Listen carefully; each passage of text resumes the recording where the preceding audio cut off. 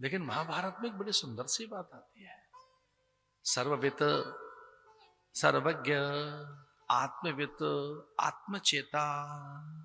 इसे ये मुझे अच्छा नहीं लगता कि दुख के समय में भगवान से ये कहा जाए हमारे दुख मिटा दीजिए, हमारी कामना की पूर्ति कर दीजिए, हमारे अभाव का नाश कर दीजिए, हमें ये चाहिए।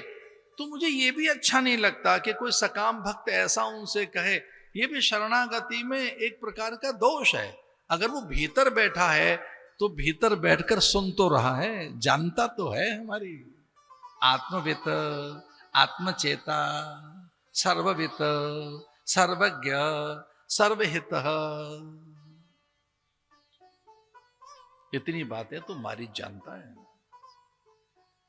तो मारीच ने कहा मेरी कोई योजना, मेरा कोई संकल्प, मेरा कोई छल, मेरा कोई विचार, मेरी कोई युक्ति ऐसी नहीं है जो मैं यहां सोचूं और उसे पता ना लगे, क्योंकि भीतर ही बैठा है आत्म साक्षी। तो नारद जी ने कहा कि वो आत्म साक्षी है, वो हर बात का गवाह है, हमारे सुख दुख का, हमारे भीतर चल क्या रहा है। तो आत्म बनकर यानी हमारी आत्मसत्ता में वो साक्षी है, वो देखने वाला है, वही जानने वाला है, वही दृष्टा है, वही सृष्टा है। और जब मारीच ने एक नई बात बताई तो रावण हिल गया। रावण ने कहा कि ये सृजन भी वही कर रहा है, तेरे भीतर भी जो विचार आया है इसका सृजन भी उसी से हुआ है। ये सृजन तेरा नहीं है, ये सृजन भी उसी का है, ये विचार भी उसी का है। तो ध्यान रखना, मैं तेरी आज्ञा का पालन करने के लिए मारीच नहीं बन रहा हूं, मैं राम की लीला के विस्तार के लिए मरीच में मृग बनूंगा। मैं तेरे लिए शरणागत नहीं हूं, तेरी योजना में मैं अगर मायावी मृग बनकर जाऊंगा तो उसी की लीला है। इतना समर्पण होना चाहिए।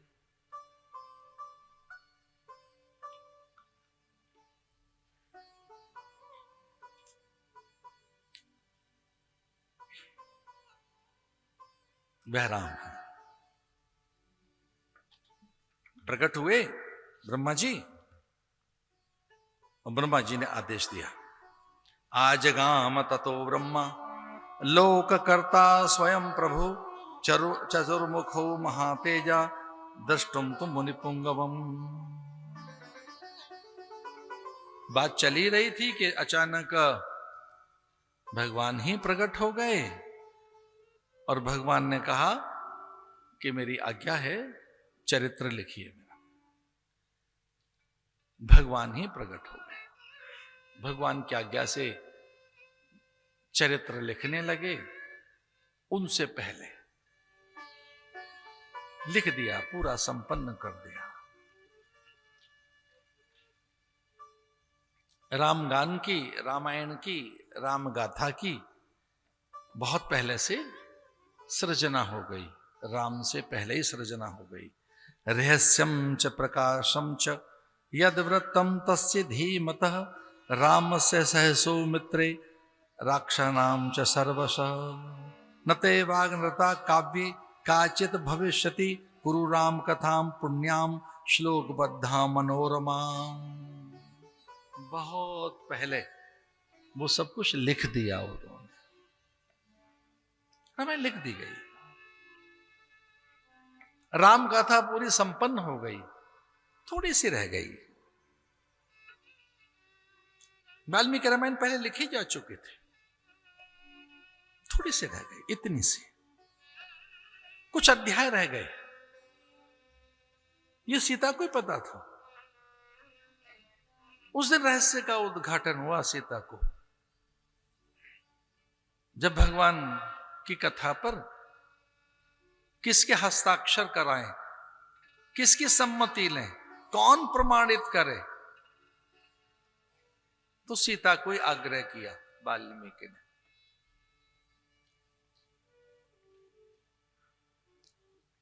नामकरण कर दीजिए इसका। किस काल में? कि जब सीता का निर्वसन हो गया है, निर्वासन हो गया है।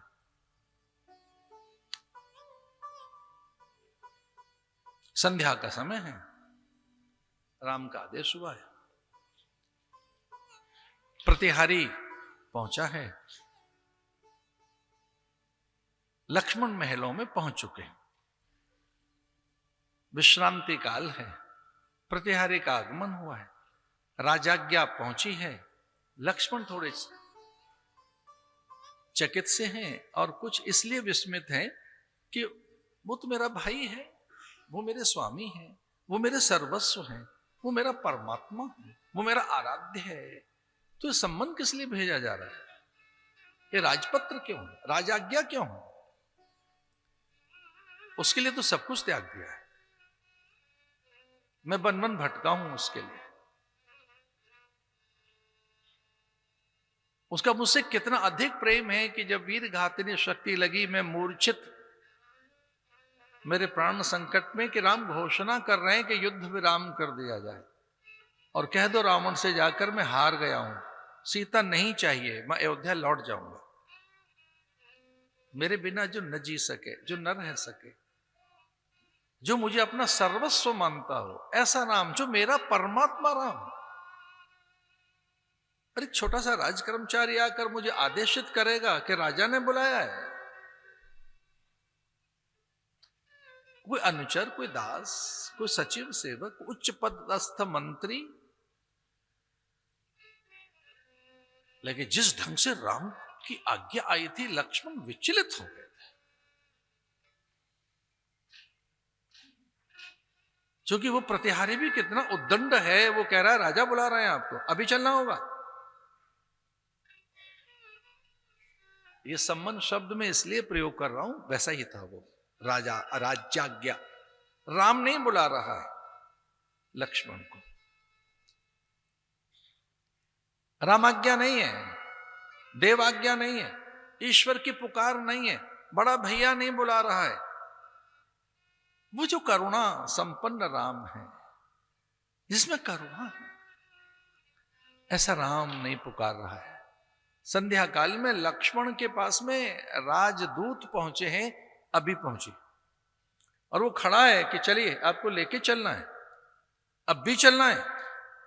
उसकी हिम्मत तो देखो, वो कितना उद्दंड है, लेकिन लक्ष्मण उसकी आज्ञा का पालन करते हैं। लक्ष्मण एक दूत की आज्ञा का पालन करता है। अब लक्ष्मण निरुत्तर है, क्योंकि राज आदेश का पालन करना है।